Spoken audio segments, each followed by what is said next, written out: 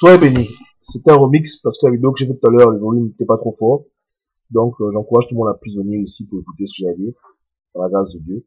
Cette vidéo n'est pas pour les nouveaux dans la foi. Et pour ceux qui ont connu Jésus-Christ, ça fait un bon bout de temps et qui marchent avec lui, et qui ont cette relation intime, où ils sont capables d'aller dans une chambre, prier, et poser des questions et Dieu de leur répondre.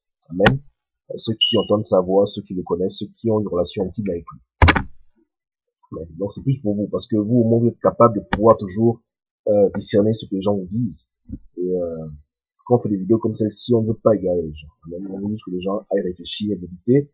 Et à la fin, Dieu est capable de recadrer les choses s'il y a un dérapage. Mais il faut bien pouvoir écouter sa voix et pouvoir être à ce stade spirituel où on reconnaît Jésus-Christ comme étant une réalité vivante, non pas comme un concept. Amen.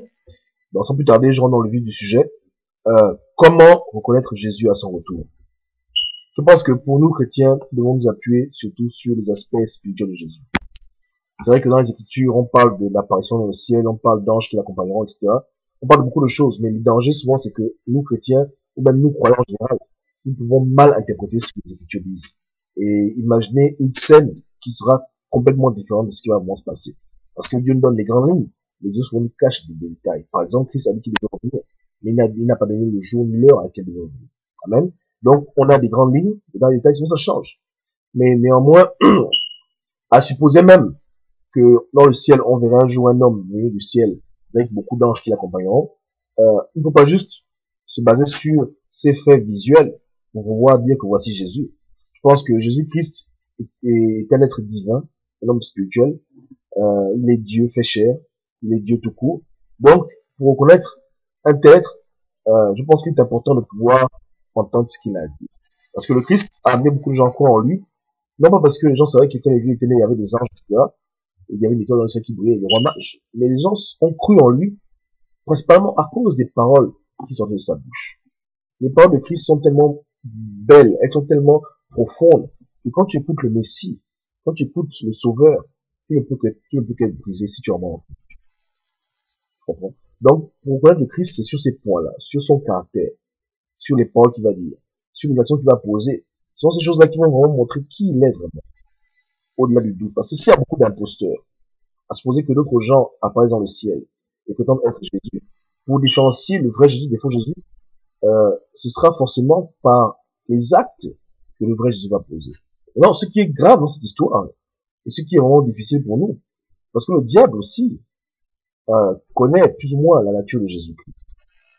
Et le diable est un bon imitateur. Donc Satan peut imiter Jésus, jusqu'à même dans les actes d'amour. Satan peut venir comme un ange de lumière, embrasser les gens, guérir les malades, dire les belles paroles. Et tout ça, c'est pour confondre les chrétiens, pour que les chrétiens ne puissent pas discerner que c'est possible vraiment Jésus. Voilà pourquoi il faudra, après, aller au troisième niveau, qui consiste à utiliser la relation que nous avons eue avec Jésus-Christ pour pouvoir valider si vraiment c'est Jésus-Christ qui est en face de nous. Parce que comme vous le savez, le Christ aussi est esprit. Donc, il vit aussi en nous. Mais il faut que ceux qui sont en nous puissent témoigner vraiment que ce qu'on a en face de nous, c'est aussi Jésus. Il faut qu'il y ait ce double témoignage. Ses actions, ses paroles, et aussi le témoignage de notre esprit.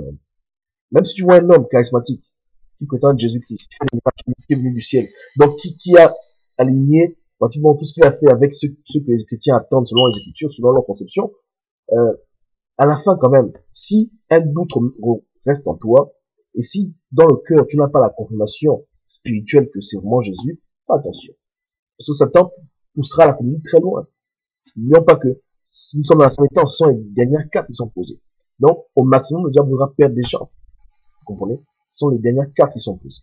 Donc, c'est le temps maintenant de développer avec Dieu cette relation intime qui pourra t'apporter un supplément de confidence lorsque tu seras en face de celui qu'on appelle Yeshua, que tu reconnaîtras que c'est vraiment lui qui est Yeshua. À l'époque où Jésus est venu, les Juifs étaient très versés dans les Écritures. Et malheureusement, beaucoup de Juifs n'ont pas su reconnaître le Messie, parce que selon eux, le Messie qu'ils avaient en face d'eux, Jésus-Christ de Nazareth, n'est pas en accord avec leurs Écritures, du moins avec l'interprétation que eux donnent aux Écritures. Vous comprenez? Et les pharisiens, pour même pas, avaient des problèmes. Même l'apôtre Paul lui-même, qui était un docteur de la loi, qui avait des doctorats dans la loi, qui connaissait la loi par cœur, il était très intelligent.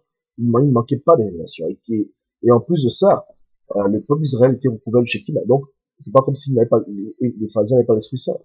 Il y avait le Saint-Esprit qui était parmi eux. Les animait aussi, étant de la tribu d'Israël. Donc, ces gens, les bons, bien sûr, honnêtes, comme Paul, n'avaient pas, non. Pour eux, Jésus, c'était pas le Messie. C'était un imposteur, un brigand, qu'il fallait mettre à mort les chrétiens. Vous comprenez? Il a fallu que Dieu se manifeste à lui, à Paul, pour que Paul puisse ouvrir les yeux. Comme Paul, de nos jours, il y a beaucoup de chrétiens qui lisent les Écritures, qui ont déjà une conception définie de ce qui va se passer. Ils ont peut-être raison, mais ils peuvent aussi avoir tort. Mais le plus important dans la reconnaissance de qui est Christ, ce ne sera pas forcément la manière à laquelle tu interprètes les Écritures. Ce sera principalement, en phase majoritaire, le Messie qui sera en face de toi et ce qu'il fera. Et la confirmation que tu auras dans ta relation intime avec lui avant que tu le voies, qui te dira que c'est lui. Donc, il faudra utiliser ces choses-là et mettre du poids là, il faut mettre du poids. Voir seulement un homme tomber du ciel, ce ne sera pas suffisant pour dire que c'est Jésus. Satan peut faire autant. Voir un enfant qui naît, ce sera pas suffisant. Tous ceux qui croient en cette théorie, comme moi par exemple, j'ai cette conviction, mais je la mets toujours en prière.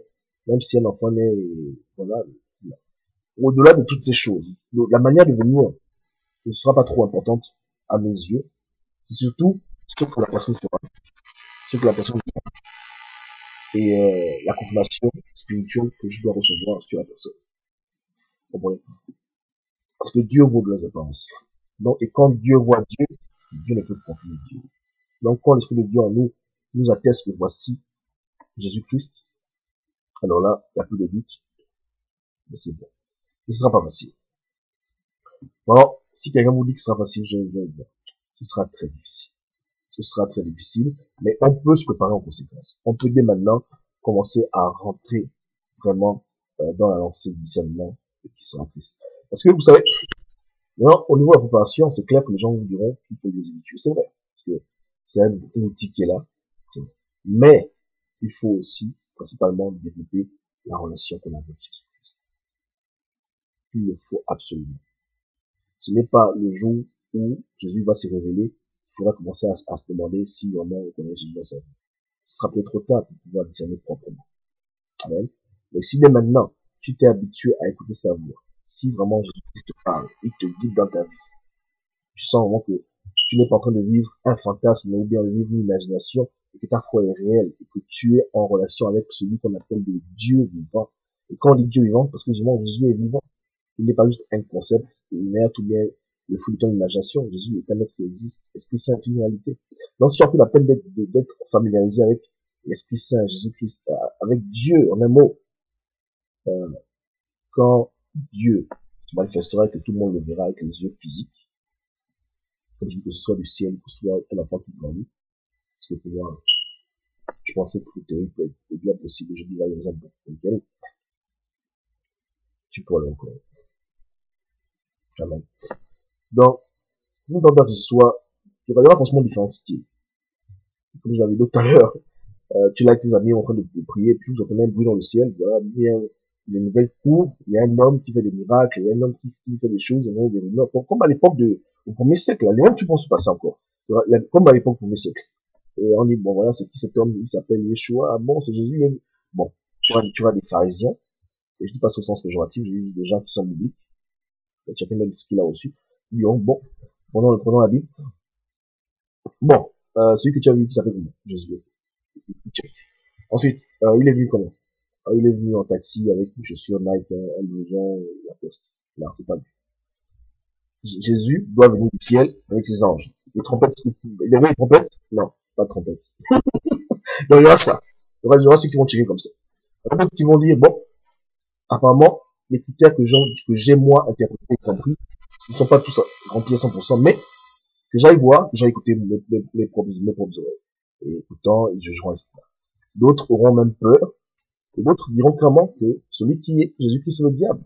Que Jésus-Christ vienne du ciel, que Jésus-Christ vienne comme un enfant, il y aura forcément des chrétiens qui vont dire que c'est le diable. Pourquoi? Par peur de l'antéchrist, ils vont dire que c'est Satan qui est venu. Il y aura de tout.